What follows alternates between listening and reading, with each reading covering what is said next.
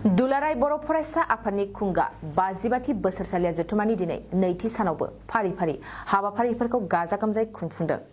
दिनै मिरु एबसुनि बोसोरसालिया जथुमानि नैथि सानाव फारियै खुंफुंनाय गुबुन गुबुन हाबाफारिफोरखौ बड'लेण्ड बुब्लिया नोंथांमोननो फारि फारियै फोसावगासिनो। नंगौ, दिनै नैथि सानाव गुबुन मोनसे हाबाफारि खुंफुंनाय समाव बड'लेण्ड बुब्लिनि गाहाय सुजुगिरि राकेश रामसियारिनि लानाय एक्सक्लुसिभआव मिरु एबसुनि आफादगिरि दिपेन बर'आ मा बुंदों फै आबुं बाथ्राखौ मिथिना लानि।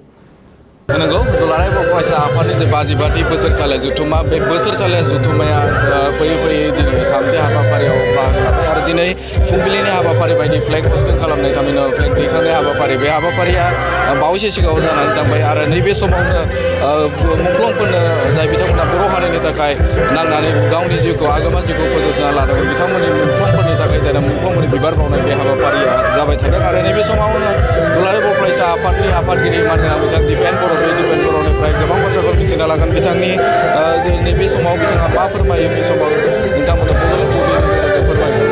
मानगोनां दुलाराय बर' फरायसाफोरनि आफादगिरि दङ बे गिबि हाबाफारि बायदि नैबे फ्लेग हस्टिं हाबाफारिया जाबाय मा मेसेज होगोन? दुलाराय बर' फरायसा आफादनि 52थि बोसोरसालिया जथुमानि बे बड'लेण्ड फोथारनि दिनै नैथि साननि दुलाराय बर' फरायसा आफादनि जि आर'ज आरो फिरफिला बिरनाय आरो गोमो गाबनि फिरफिला दाहाल थुंग्रिनि गाहायाव थानानै बे गोथार फिरफिलानि सिङाव थानानै जोङो बयबो समायखिरा लादों। दिनै जोंनि मुंख्लंफोरनि जि सिमां बे सिमांखौ मोगथाङाव जाफुंहोनांगोन। बड'फानि जि गेरेमसा माहारि दानायनि जि मोन्थोरमोन जि आदर्शमोन बेखौ लानानै जों आवगायलांनांगोन आरो बे थांखिखौनो लानानै जेराव जि जायगायाव बुहुमनि जि खनायाव बर'फ्रा रायजो जानाय दङ, सासे बर' न'खर थायोब्लाबो मोनसे बर' न'खर थायोब्लाबो बा जि ओनसोलाव थाया मानो बर'खौ रैखाथि गोनां बर'नि थामोनथा रैखाथिनि थाखाय जों हाबा मावलांगोन आरो जेरावनो जेरै बर'आ रायजो जादों दुलाराय बर' फरायसा आफादा जे बिथांमोननि थाखाय मोनसे वाचडग आरो भेनगार्ड मोनसे जेनेरेसन हिसाबै जोङो रैखाथि होनो जोङो सांग्राङै नेनानै दङ।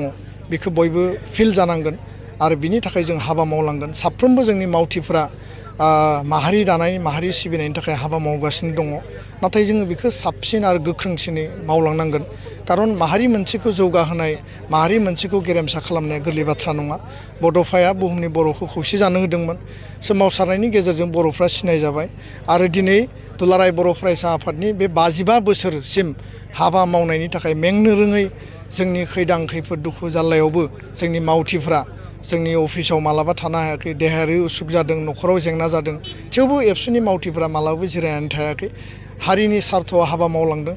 मा दङ मा गैया जों उनथिं नायफिनाखै, जों नायदों सिगांथिं आरो माहारिबादखौनो मोनसे मोन्थोर लानानै माहारिबादखौनो जोङो फुजिनानै जेरैबायदि महात्मा गान्धीया अहिंसानि पुजारी, दुलाराय बर' फरायसा आफादा माहारिबादनि पुजारी आरो माहारिबाद होनना बुङोब्ला बर' हारिनि थाखाय थैथां मावनाय, बर' हारिनि थाखाय गावखौ बावसोमनाय, बर' हारिनि थाखाय गासैबो बिथिंखौ जोङो माने रोखा खालामनो थाखाय जोंनि अधिकार, जोंनि मोन्थाय, जोंनि हा हु बे मोनसे बिथिंखौ लानानै जों हाबा मावगासिनो आरो बेखायनो दिनैनि समाव गोजोन गायसननाया जोंनि मोनसे गुबै उद्देश्य। नैथियाव जाबाय बर' हारिखौ गोख्रोङै राफोदै जेथिंबो बिथिंनिफ्राय जोङो दावगाहोनांगोन, जौगाहोनांगोन।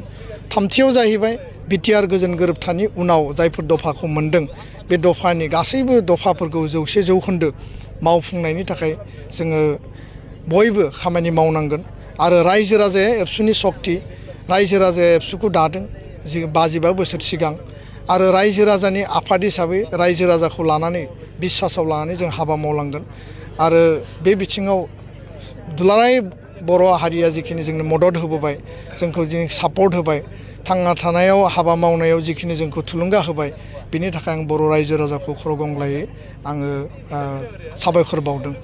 दिनैनि बे समाव जोङो बड'फा उपेन्द्रनाथ ब्रह्मनि आदर्श, बानेस्वर बसुमतारी, कनकेश्वर नार्जारी गायसनगिरि आफादगिरि गाहाय नेहाथारि बिथांमोननि जि पायनियार रुल बेखौ जों मालाबा बावनो मोननाय नङा आरो जोङो सोलोंथाइ, रांखान्थि, जिखिनि जोंहा ड्राग्स, जौ जुवा, बेआइनि समाज बेरेखा हाबाफारि दङ बेखौ जों गैया खालामनांगोन।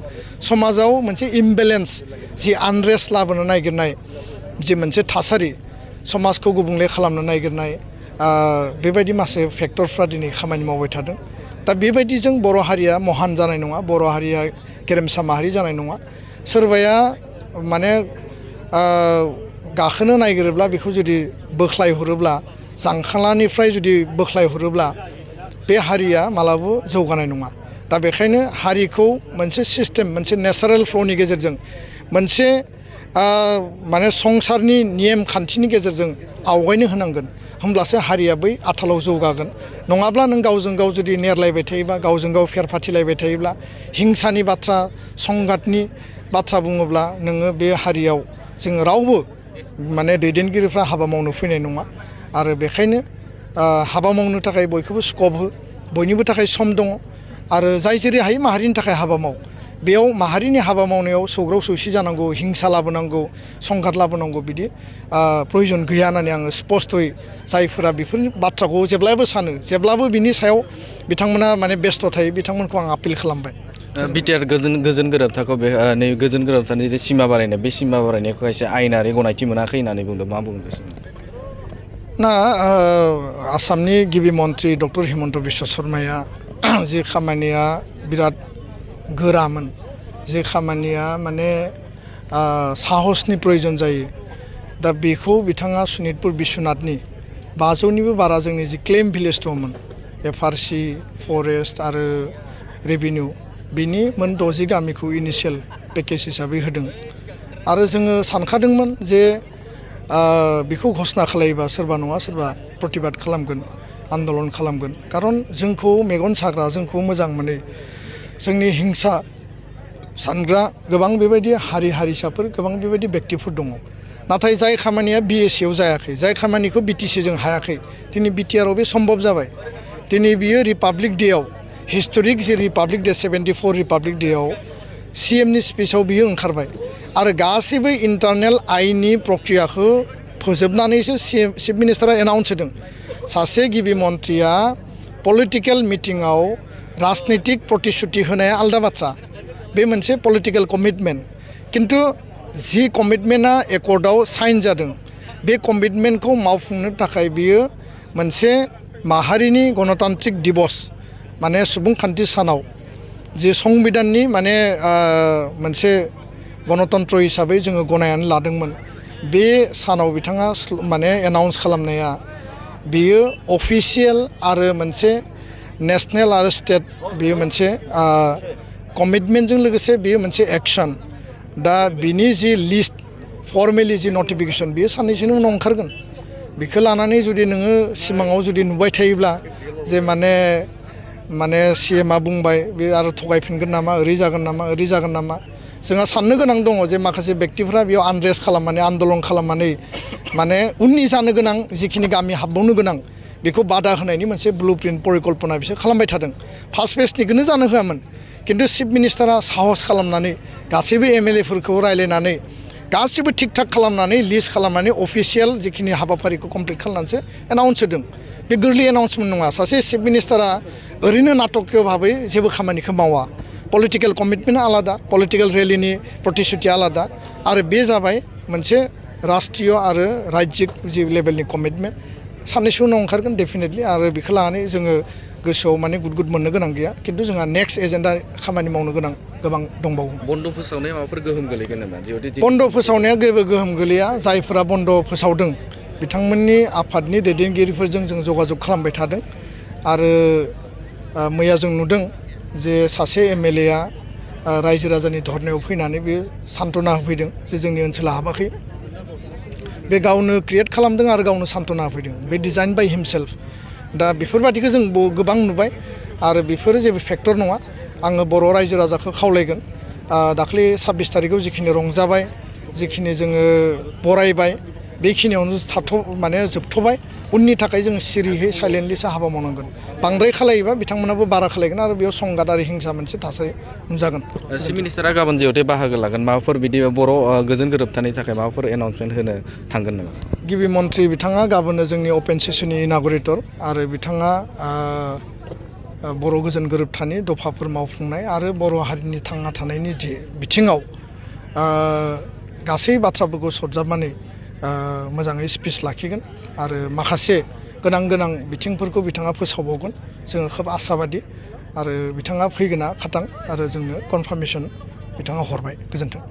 नैबे समाव बिथां दुलाराय बर' फरायसा आफादनि मानगोनां आफादगिरि दिपेन बर' बे दिपेन बर'जों सावरायबाय। बिथाङा गोबां बाथ्राखौनो बुंदों जे बाजिबाथि दुलाराय बर' फरायसा आफादनि जे बोसोरसालि जथुम्मायाव हिमन्त बिश्व शर्मा बिथाङा गाबोन बाहागो लागोन आरो लोगोसेनो सनितपुर आरो बिश्वनाथ जिल्लानि जेखिनि जायगाफोर बा थामहिनबा बे ओनसोलनि बिटिआर गोजोन गोरोबथानि जोहै हाबनाय बेनि सायावबो बिथाङा रोखायै खालामदों जे नैबे समाव नोंथांमोना नुनो मोनदों बेहाय दुलाराय बर' फरायसा आफादनि जे फिरफिला बिरहोनाय बे बिरहोनाय हाबाफारि बे हाबाफारिया बावैसो सिगाङाव जाना थांबाय आरो बेजोंनो लोब्बा लाखिनानै गुबुन गुबुन हाबाफारि जेरै बड'फानि जे मुसुखायाव बिबार बावनाय बे हाबाफारियाबो बावैसो सिगाङाव जानानै थांबाय आरो लोगोसेनो बेवहाय मुंख्लंफोरनि गेदेमा सुबुंफोरनि जे बिबार बावनाय हाबाफारि बे हाबाफारियाबो नैबे समाव जानानै थांबाय आरो दुलाराय बर' फरायसा आफादनि जे बाजिबाथि बोसोरसालिया जथुम्मा बे बोसोरसालिया जथुम्माखौ सोमोन्दो लाखिनानै बे हाबाफारिखौ मावफुंदों। नैबे समाव नोंथांमोननो बड'लेण्ड बुब्लिनि गेजेरजों बेनि थासारि थामहिनबा दुलाराय बर' फरायसा आफादनि जे जानाय जे फुंबिलिनि हाबाफारि बे हाबाफारिखौ नोंथांमोननि सिगाङाव दिन्थिबाय। गोजोन्थों। नोंथाङा सानाय सुनाय बेरामनि जेंनायाव गोग्लैदों नामा? जुदि नोंथाङा सानाय सुनाय दंब्ला जिंगासिनांगौ गैया। चिरां जिल्लानि बेंटल गेट साफागुरियाव दायो एसआइ निउर' थेरापि सेन्टार दंसै। बे थेरापि सेन्टाराव नोंथाङा गोरलैयैनो देहानि सानाय सुनायखौ फाहामथाय लानो हागोन। बे आथिं सानायानो जाग्रोदों, ओमफ्राय जानाया एसे सिगांनिफ्रायनो जाखादों, ओमफ्राय बिदिनो गुबुन गुबुन मुलि जाबाबायदों, ओमफ्राय हामाखै। दिनैनि ट्रिटमेन्टआनो आङो एसे मोजां मोनसिनबाय। जेरै सिं सानाय, आफादावरि सानाय, मोदोम जरा सानाय,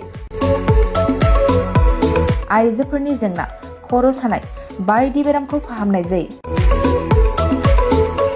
लोगोसेयैनो बे सेन्टाराव थानानै फाहामथाय लानो हानायनिबो सुबिदा खालामदों। नोंथांमोनहा एसआइ निउर' थेरापि सेन्टाराव फाहामथाय लानो गोसो दंब्ला नैबे मबाइल नम्बर 7620160459 नङाब्ला 9476977956 आव थोंजों सुलाद लानो हागोन।